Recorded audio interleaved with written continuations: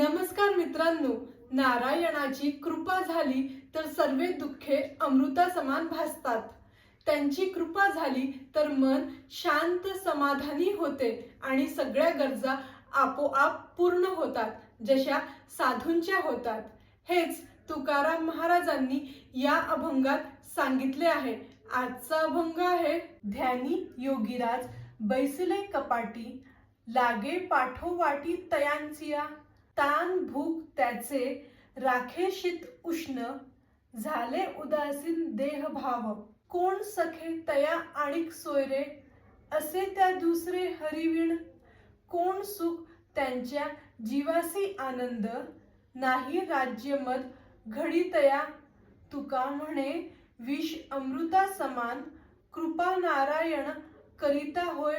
या अभंगात संत तुकाराम महाराज म्हणतात, ध्यानी योगीराज बैसिले कपाटी, लागे पाठोवाटी तयांचिया.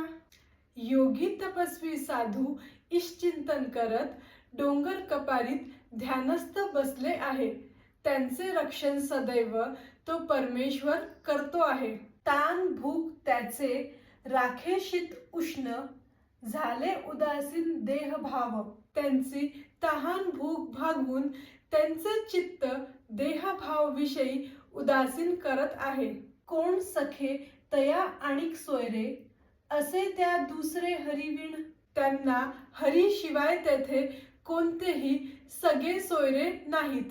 कोण सुख त्यांच्या जीवासी आनंद, नाही राज्यमद घडी तया. तेथे त्यांच्या मनाला आनंद वाटत आहे. राज्याभिलाषा त्यांच्या मनाला शिवतही नाही. तुका म्हणे विष अमृता समान, कृपा नारायण करिता होय. तुकोबा म्हणतात, त्या नारायणाची कृपा झाली म्हणजे सर्व दुःखे अमृता समान भासतात. जय हरी विठ्ठल.